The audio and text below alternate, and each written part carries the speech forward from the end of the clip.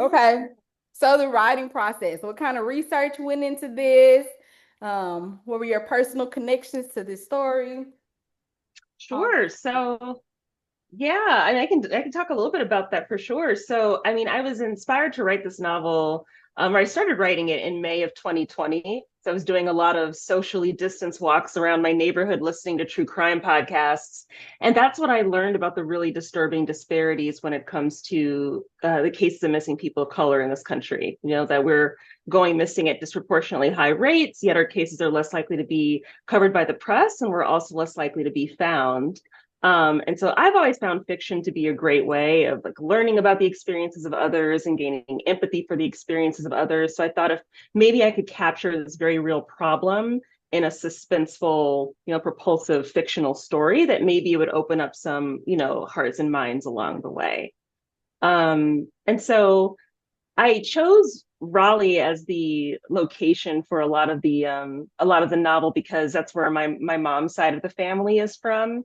And so I liked the idea of my main character having to try and solve a mystery mostly from across the country. That's like it's a very difficult challenge. And so I immediately thought of a place that I also have a familiarity with and a connection to, but I don't know as well as like the places where I grew up personally. And so that's what led me to focus on Raleigh as the location. And so I did most of my research online. There's really wonderful archives of lots of North Carolina newspapers and yearbooks on the internet. So I was able to actually like find articles and yearbooks from around the time when Carol was alive. And then my mom and my uncle also were born and raised in Raleigh. So I was able to ask them lots of questions about their experiences growing up in that area and kind of trying to figure out how things might have played out if they were to find themselves in similar situations at the time. And I also went to Raleigh to do a little bit of a research trip during the revision process. And my uncle took me on a driving tour of a lot of the locations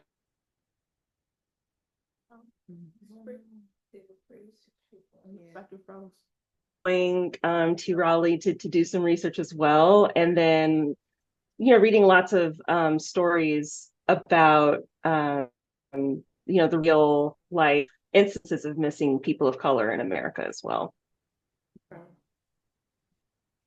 Was there any part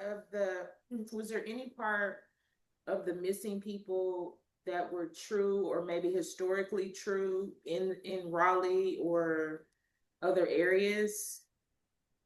I So mean, this, I know historic. I mean, I know our people are missing, but just like with Carol, Geraldine, and all the other missing ladies. Was there like a group of ladies that maybe was similarly true during that era?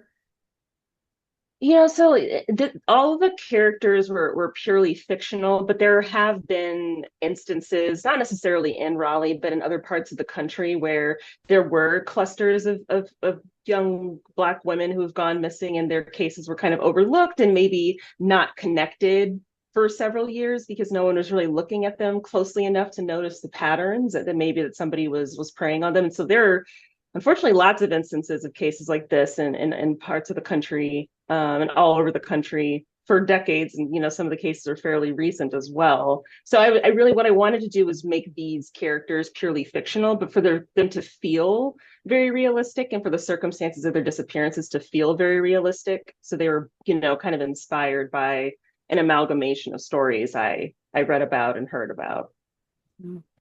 And to make matters worse, as I was reading this book, my friend's daughter was missing for 2 weeks. So I was like, I was, Oh, oh no, like this, with this book in mind, I'm like, this is crazy. Like, I can't, we gotta find, and it wasn't any, like a Amber, like, I guess because she was a runaway, but like somebody has to go find her, like, just thinking the worst because of this story. But yeah, was she found? Is she okay? she was. Thank goodness. But I mean, like that the cases of runaways not often being treated with the same seriousness as people who've gone missing under other circumstances is part of the problem though too, because I think even when if people, could have potentially run away, especially if they're minors, we still have to do our best to try to figure out what happened, make sure they're safe, all of those pieces. But unfortunately, I think that when cases are classified as runaways, they can often be treated with less seriousness. And so that's something that I've found a lot as well. Right. And she's vulnerable. That's good. And I also love how you intersected family secrets, especially family secrets, and it's just so ironic that, or I don't even know if it's called being ironic, maybe an oxymoron when we're talking about missing children and then keeping it a secret and we don't ever talk about it. I just thought that was, it was brilliantly done. But I feel like that's so accurate in our community, and even some of the worst things that have happened to us. And then we don't talk about it. We're just like, and it's like so this woman potentially went to her grave not knowing where her own daughter was. Yeah. Yeah. And, Yeah, I was really interested in that whole. So for very, very, very different reasons, I also grew up in a what happens in this house stays in this house family. And I was really interested in exploring, a lot of times that mentality came from a good place. If you come from a time where your family's good name is its greatest form of social capital, you can understand wanting to protect it and preserve it. But unfortunately, I think a lot of times in those families, they're often not talking amongst each other either about difficult things. And so it can make, either processing different traumas or, working through those things that much harder because you're not able to really discuss them amongst each other. So yeah, I was really interested in exploring that dynamic in this book. Hi, thank you for joining us.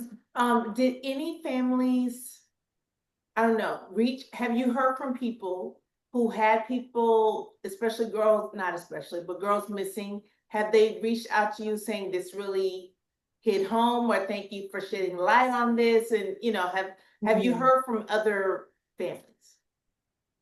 That's a good question. I'm trying to remember. I'm not sure if I've heard from any families per se, but I have heard from one former news journalist who reached out and was saying how this really hit home from some of the stories that she covered in her local community as well. And so I think a lot of people are just have been appreciative of the novel, just shedding light on this issue, one that's just not talked about enough. It's not necessarily families directly, but I do feel like at least it's maybe spreading additional awareness about the fact that this is still a pervasive issue.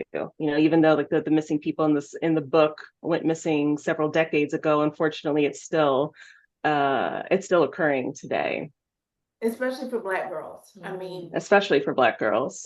We just don't make the news. And I could name 3, white girls who, I know. Yeah. It's true. Yeah. Yes. I have a question. What gave you, did you also have a theme to incorporate Sydney's IVF journey as far as that somehow being important for the story, or perhaps being a theme where things that aren't talked about amongst community? I'm in the professional workspace, and a lot of my co-workers and counterparts, some of them are going through the IVF journey, and they didn't know each other were going through the IVF journey. And so we're trying to talk about it amongst ourselves more, because nobody feels like people talk about it. It's a taboo subject. And so I'm wondering if that was something that you had in mind when you wanted to bring put that as part of Sydney's story. Yeah, definitely. So I think in part it came from lots of different places. On one hand, I really wanted Sydney to have this sort of very full, complicated life that she was also trying to juggle while trying to solve the mystery, because that felt very realistic to me. I sometimes get frustrated when I read suspense stories and the characters able to just drop everything in their life to chase the mystery. Because I'm like, I mean, if I was in Sydney's shoes, I would need to find a way of keeping my job, like keeping my husband, like not losing all my friends in the process.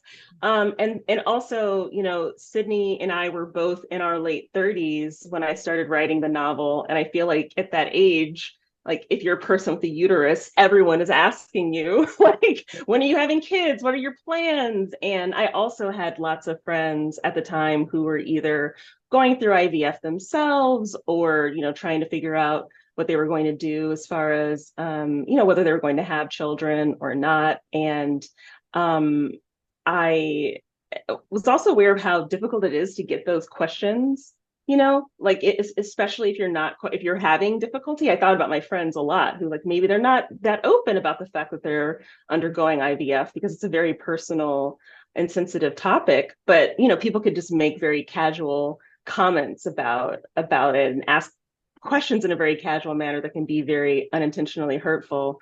So I was interested in incorporating that into the book, and also, you know, thinking through the fact that people who have gone through, you know, traumatic childhoods like Sydney did can often have complicated feelings about whether to become parents themselves.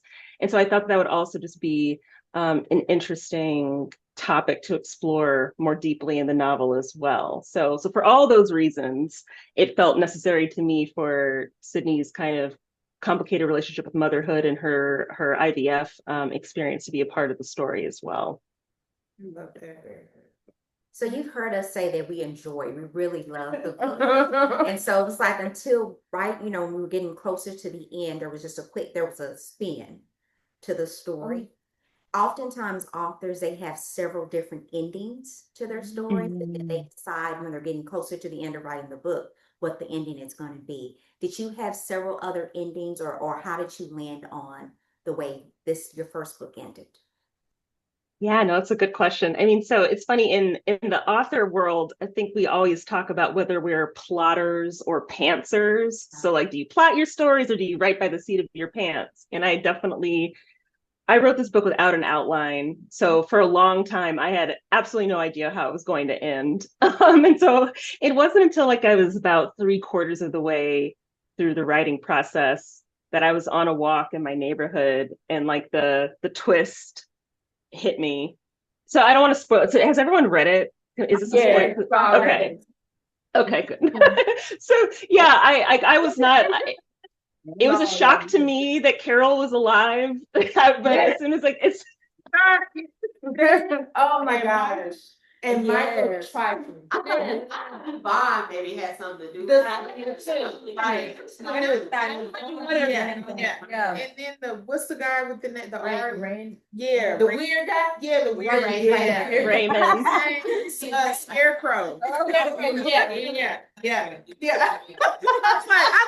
was like, hey, we read the book. We read the book. I was like, let's go find Scarecrow.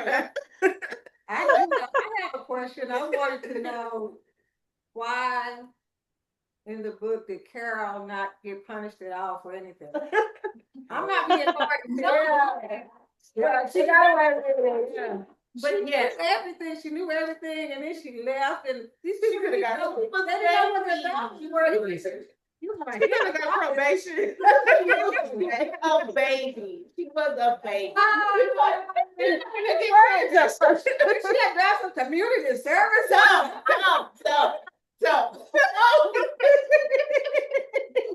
One of my favorite things about joining book club conversations is like hearing the debates specifically around the Carol. Like Carol is a very controversial figure. Like there are a lot of very mixed feelings about Carol. But I felt, and I don't know, I thought to me, like I like when a story doesn't necessarily leave big questions unresolved, but like leaves things kind of up to interpretation or up for discussion. I'm in a book club myself. I love to have those pieces where we kind of debate on things. And to me, it just felt realistic too, in a sense that the girls are only found in the end because Carol did eventually say something, even though she waited, in my opinion, way too long to say anything about it. Like I'm like, girl, couldn't you have sent an anonymous tip or something? Like, what are we doing?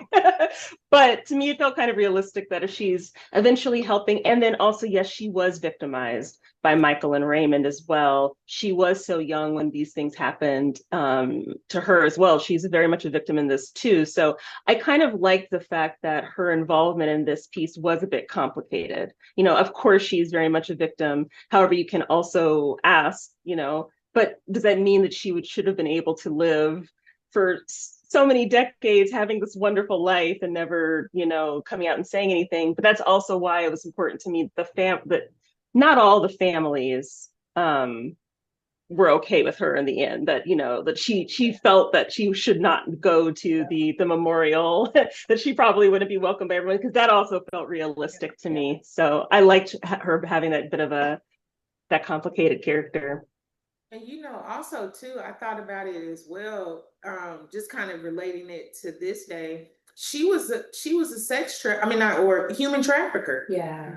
Yeah. I mean, because if you really, because she was a part of that. Girls. Yeah. Oh, Like, Lord. I've watched too many of those like little documentaries of like how, in real life, and like people have came on the Breakfast Club, like women have came on the Breakfast Club, and that was their responsibility. Yeah. They would pick up girls at church. They would pick them up at, on the bus stop. I mean, anybody else? Because you believe women. You believe. Yeah, because right. She did this, like when you were describing how she would, like what was her best friend? Was it Sally?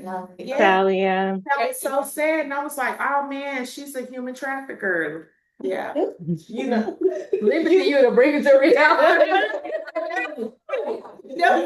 Yeah, so yeah, it's definitely. I know it was dark. I mean, so like when the question was asked, like if I always knew the ending or if I had alternate endings, I didn't. I never had alternate endings, but I was very confident once I came to this idea that this is the only way the novel could end. And I spoke with two literary agents before signing with my eventual one, and the other agent I spoke with actually wanted me to kind of minimize Carol's involvement in what happened. And I immediately knew that, no, I cannot sign with this person, because to me, that sort of complication makes the story like even interesting and like all the more heartbreaking in a way, because she was being kind of manipulated into doing this. So yeah, as soon as I decided that no, the thing that would be the most interesting would be for Carol to be alive and to have played some part in it, I knew that's what had to be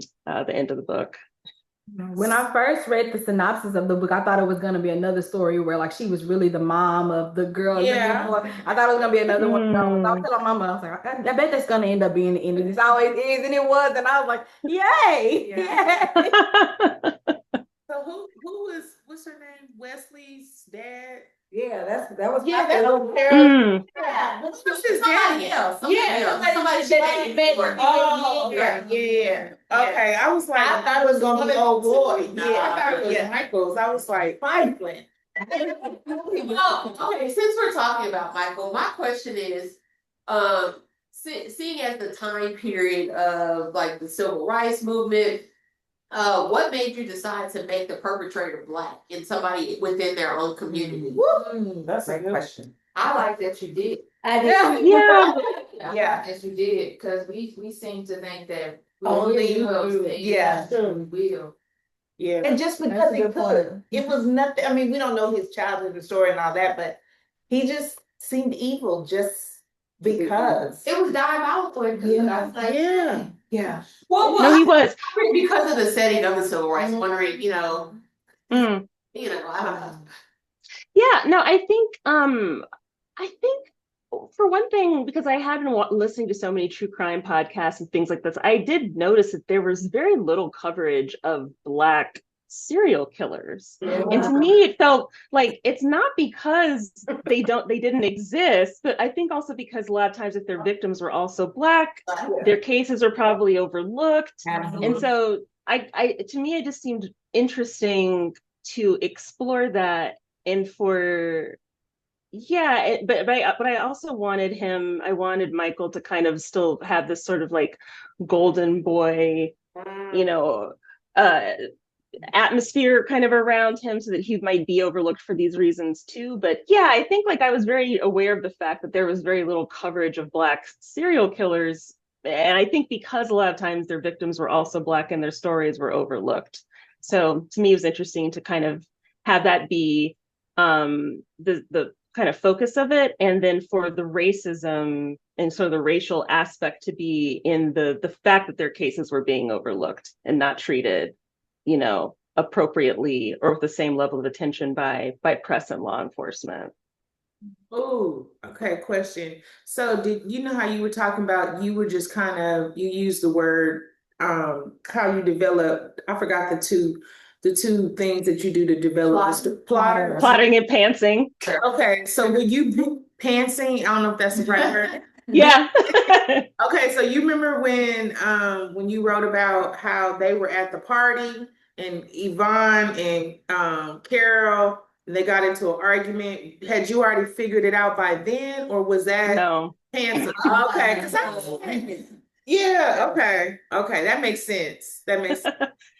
For me, I think like I wound up having lots of different characters. Like I created lots of different characters that could have some role in everything. And I was like, now it's up to me to figure out like who actually was involved. And so that kind of came later.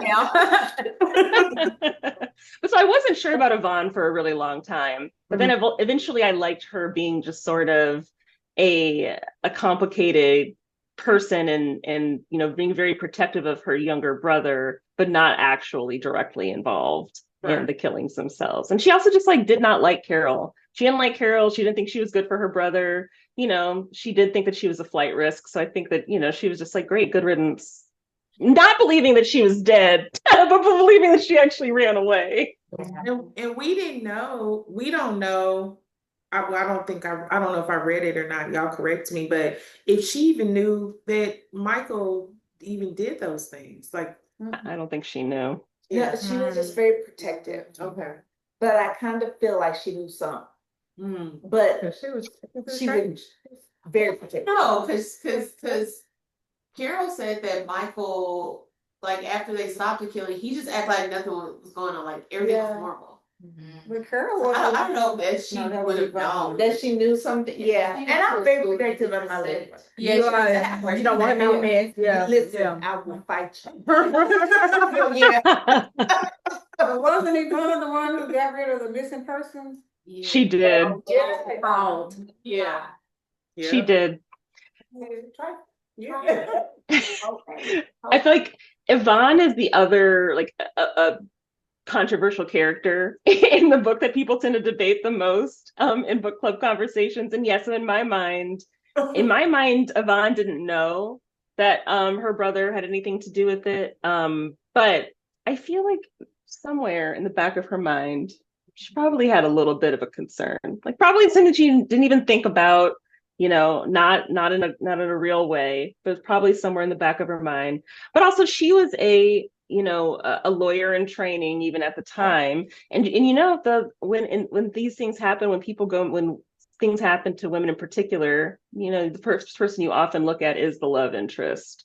And so I think like for all these reasons, she took unusual measures maybe to protect her brother and to protect her own family's good name, because that was also very important to her. But yeah. So also not somebody I would want to have like go to get drinks with. Yvonne, no. So what made you come around? Well, the character, the mom's name, I forgot her name, but the mom, Grace. Grace. Grace. Yes. Okay, what come around to accepting the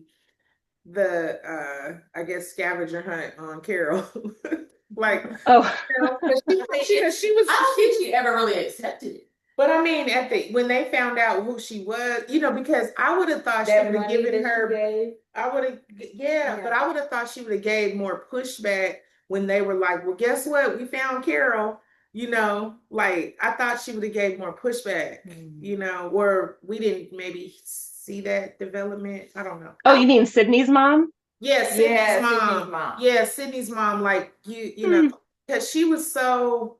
she was like, Was 'Cause this that's- the runner and the the She- mama, and she was kind of stuck up? Well, she was great. Yeah, it was Yeah. great. A great. I don't think she ever accepted it. I think when she accepting the fact that her daughters are not amenable to what stays in this house stays in this house. Absolutely. What goes in this house stays in this house when they started the podcast. Right. Because she was like, oh, you. But they didn't tell her their father's story. Like they still, Right. you know, still made him the hero, and Right. you know, so maybe because he was dead, that they felt like we're gonna keep. He was a football guy. He was, because didn't he drive drunk? Yeah. And that's how he crashed his car. And then he was trying to, And he was gonna kill the family. yeah, he was gonna kill the family. Yeah. I loved how that was connected. I love. You saw his abandoned. Yeah. Felt abandoned by his sister, and then oh my god. And then who knows what might be going on. She was a big fan. Oh my god. I mean, oh, And also, no. and also I need to say too, I love how you put, I'm you know, I'm a mental health provider, I'm a therapist, and so when you put in there that she had to have, you know, she went in for like, and you were accurate. Usually it's like 7 to 14 days when you go check. And I was like, wow, she is really, I was like, she is really accurate. And she's going to her therapist. I mean, and also she's, you know, just because of the trauma that she felt, and then she had that, it was that disconnect when she totally, and that's true with trauma. When you forget, you have a blockage when you think about like things that are traumatic to you or things that have happened. There's an avoidance. There's an avoidance. You know, your body remembers, like what is it? I forgot his name, but the body keeps score. Yeah. Your body keeps score, but your mind, you know, sometimes you can, you know, not remember it. So I love that. I love the whole. At any point did y'all feel like her story or her being the person researching the case was not reliable because of the mental episodes she had in the past? No. Not at all. That She didn't kept that separate. I think she did a good Kristen, job. I'm wondering if you were also with the mental her going to therapy, was that something you were also trying to create, show the contrast between back then and back now, like how people of color, younger people are open to going to therapy, Right. but because there was something in the book about, I wonder how my dad would have been if he would have been able to go through that. So like, what stays in his house, you know, goes in his house, stays that whole old thinking mindset has now changed with the newer generation of, we need to talk about this. I mean, even Malik and Sydney being in couples therapy, even though they seem to be okay, but they're like, hey, we still need to work on this. Let's go to couples therapy. So I'm wondering if that was something you were also trying to show the contrast. Absolutely. It's also like the biggest compliment to me when mental health professionals say that I captured things accurately in this book. I really appreciate that. So thank you very much. I did do a lot of research. I was like trying to find my copy of The Body Keeps Score because it's around here somewhere. You know, but anyway. Yeah. But yeah, so like I'm a big proponent of therapy. Like I have done, I mean, I'm so grateful for the work that I've done in therapy. I'm a better person for it. But I have had, and my parents definitely grew up more in the generation of, you know, thinking that it's strange to talk to strangers about personal topics. And I am grateful also to be in a day and age when it's so celebrated, you know, to go to therapy, to work on our mental health, to address these pieces. And it doesn't have to be something that we need to be ashamed about. And so anytime that I can find a way of maybe helping people to feel maybe more comfortable, even considering going to therapy themselves, or seeing positive, you know, models of people going to and seeking out therapy and the benefits of it, I would like to do that. So it was really important for me that was a part of the story, and that was a part of Sydney's healing journey too. And to me, it also felt like a very realistic way for her to heal, was to do it through therapy. Because sometimes too, if I read a book and a character changes drastically over the course of the book, and you might just be like, now how did that happen, or why now are they changing? But to me, also seeing her kind of going through that process and figuring out those things about herself, you know, through the process of therapy and in talking more openly with her sister. To me, it also felt like a realistic evolution for her. Yeah. I have, how did you take care of yourself writing this book? Because this was a lot. Yeah. So how did you take care of you? Like that. Oh, that's a wonderful question. I mean, honestly, writing this book was a very cathartic experience for me. So like this book is 100% a work of fiction, but like as I did mention, I did grow up in a what happens in this house stays in this house family. And so, and family, I think all of us have some degree of complicated family relationships in our family trees. So even though the book is completely fictional, it was still kind of a cathartic process to write about these topics and explore them. And also just because even though there are a lot of heavy topics in this book, it's still, my goal was for it to ultimately feel like a hopeful story and one of healing. And so I knew that that's the direction that I wanted the story to end up in. So even though some parts of it were challenging to even write, knowing where it was going, like the feeling that I wanted it to have at the end was helpful. And then also, like, I know I've heard some authors say that they'll write for like 8 hours at a time or something like that. I can't do that. I have to do like maybe 2 hours and then go do something else. Otherwise, like if I stay in that mindset for too long, it can be heavy. So trying to put parameters around it, and then taking walks, spending time with my loved ones, going to the gym, doing other things to just get me out of that out of the story, help to keep balance. Yeah, you write very well. I mean, I know we keep saying that, but your language, grammar, I mean, your descriptive content text is so, I mean, it's just illuminating. Like everything that you say, I can visualize it, It's in. Thank you. You're welcome. Thank you. I'm so glad. That means a lot. I mean, I'm also like very wordy. It's funny. Like I think I had to cut out 20,000 words before I could even send it to literary agents because it was so long. Sometimes the descriptions go like too far the other direction, but I'm glad that like it left you with the feeling of being able to like fully picture it, because that's what I was hoping for.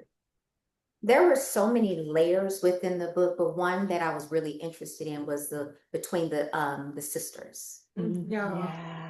Talk a little bit about why you decided to make that, even though it wasn't the biggest part of the story, it was an important part of the story, about the relationship with the sisters and how there was some abandonment feelings there, but then also they were able to connect and then actually strengthen their relationship through actually looking for Carol.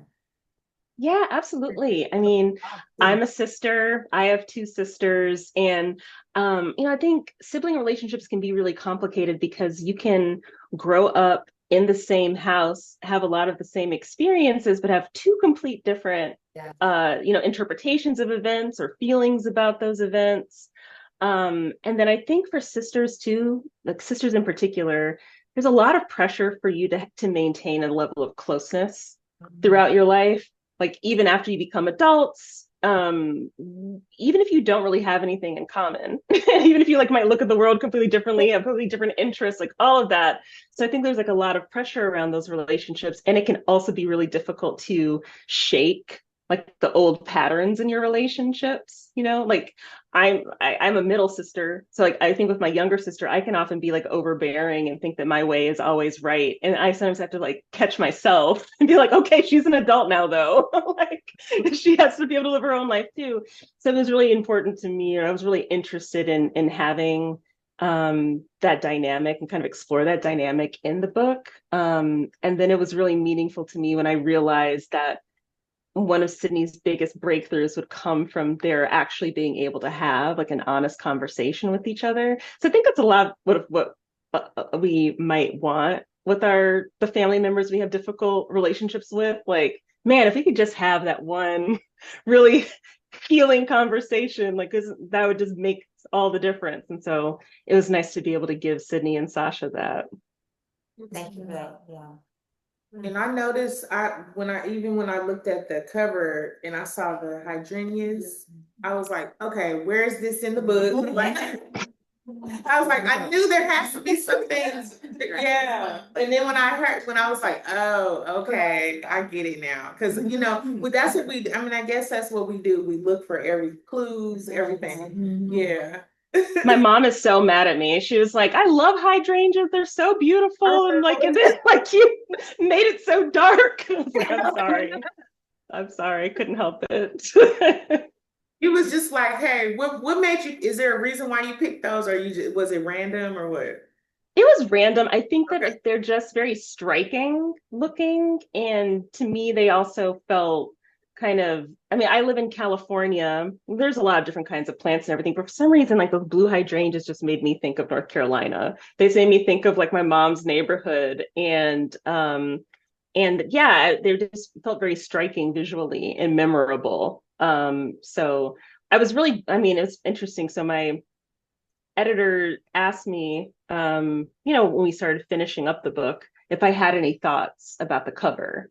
And I was like, I know you all are the experts, and, I'm really excited to see what you all think. But, I do have this mental image of like a really close up picture of blue hydrangeas, but in a kind of moody way, like almost like there's like a hint that there's something wrong. And so I was so glad when they gave me their suggested cover art, and they all incorporated that idea in some way. Yeah. That was very cool. Yes. Yeah. Which part of California? Now no. I live in LA. Okay. I used to live in Palo Alto. Okay. Well, I almost said I grew up. That's not true. I did live in the Bay Area for 5 years. I lived in Sunnyvale and Burlingame. Yeah. Okay. Because I'm from the Bay too. From nice. San Francisco. Yeah, but I've been in Texas forever. But yeah, I still have family, Vallejo, Vacaville, Fairfield, like Oakland. Love that. Look at that. Yeah. Okay. So speaking of your editor, okay, so when you turned in your book, going back to the book process, did you turn in a complete book, or did you just have to give chapters? Because I know you didn't select one editor because of the ending, and you were like, no. But with the agents that you did choose, did you have to turn in the whole book? And then when it came to the editor, did they look like you? Oh, it's good question. So, when you're generally speaking with your first novel, you typically have to have a very, very polished full novel before you can even get agents. Later on, like it can be easier to sell in a book that's not complete yet, but usually in the beginning it has to be very, very complete. And so I worked with my agent to revise the novel a bit more. And then we went out to submitted it to editors at publishing houses.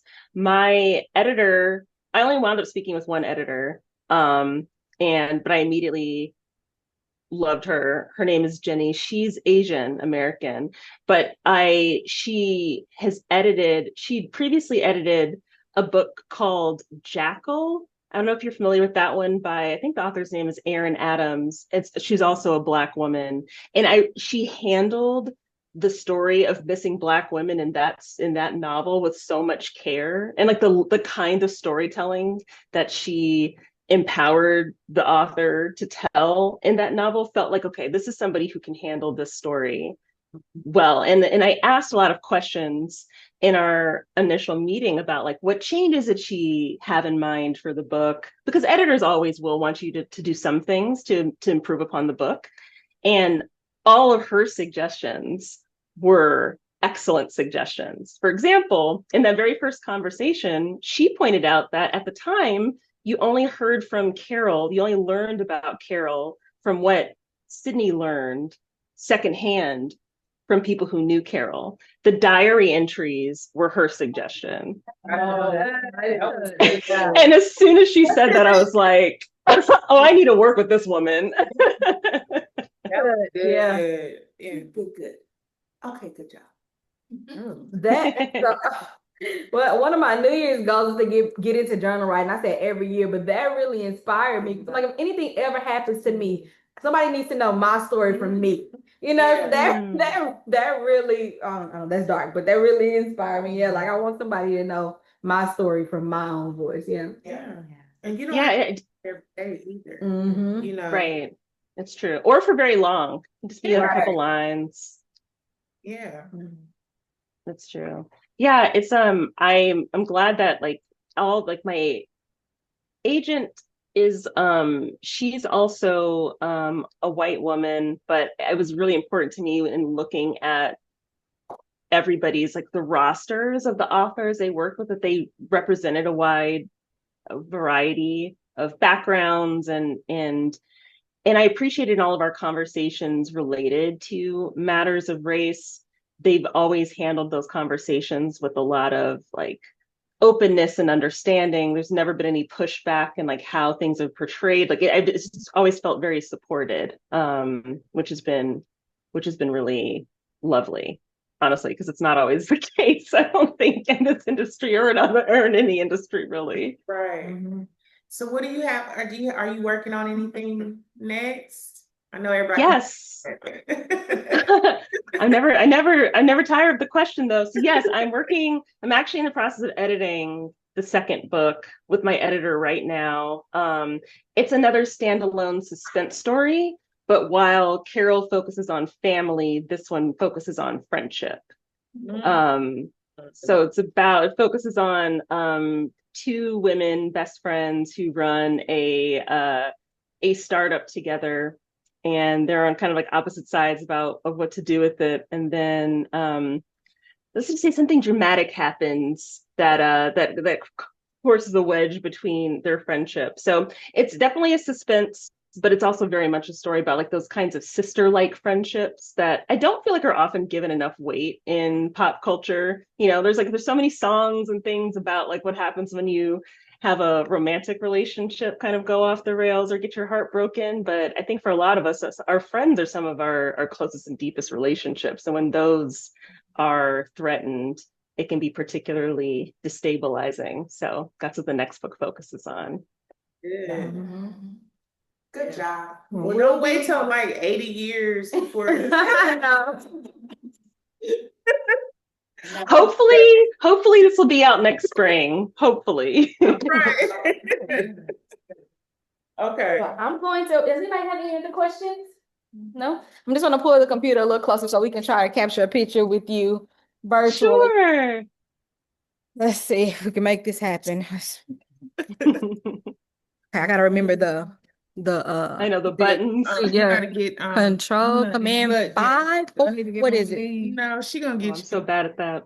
Okay, There we go. we'll see. Can't see. Y'all remember the controls? Is it? I don't know. 4, Oh, 5. Okay, I can screenshot it when I stop the video. So just smile. 1, 2, 3. Perfect. I'll screenshot it. All right. Thank you so much. We appreciate your time. You are awesome. And don't forget about us if you come to the Dallas area.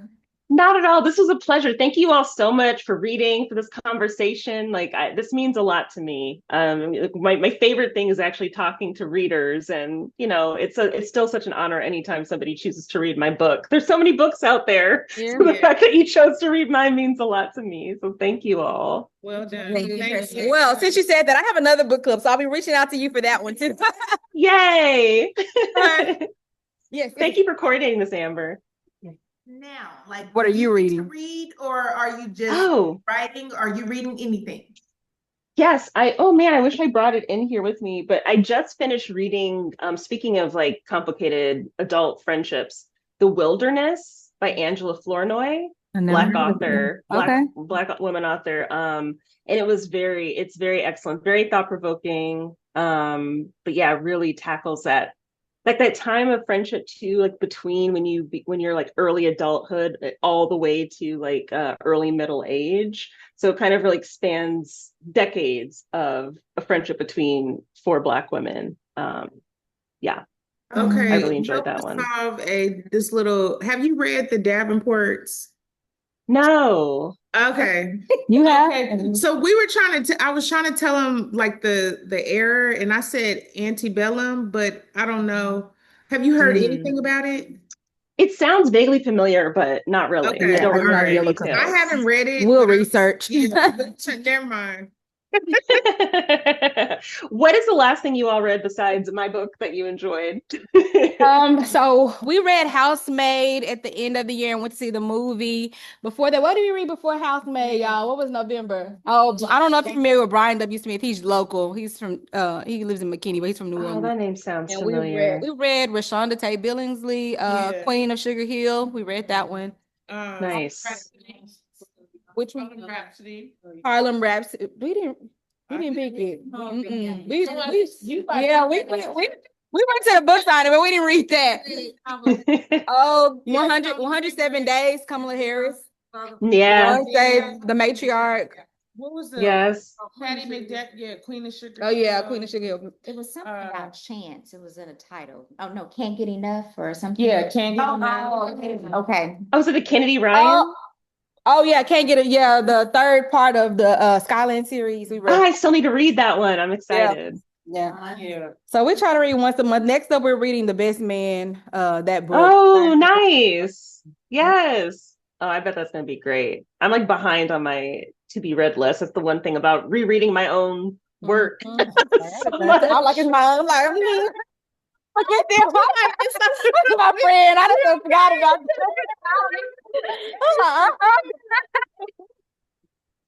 Sorry, guys.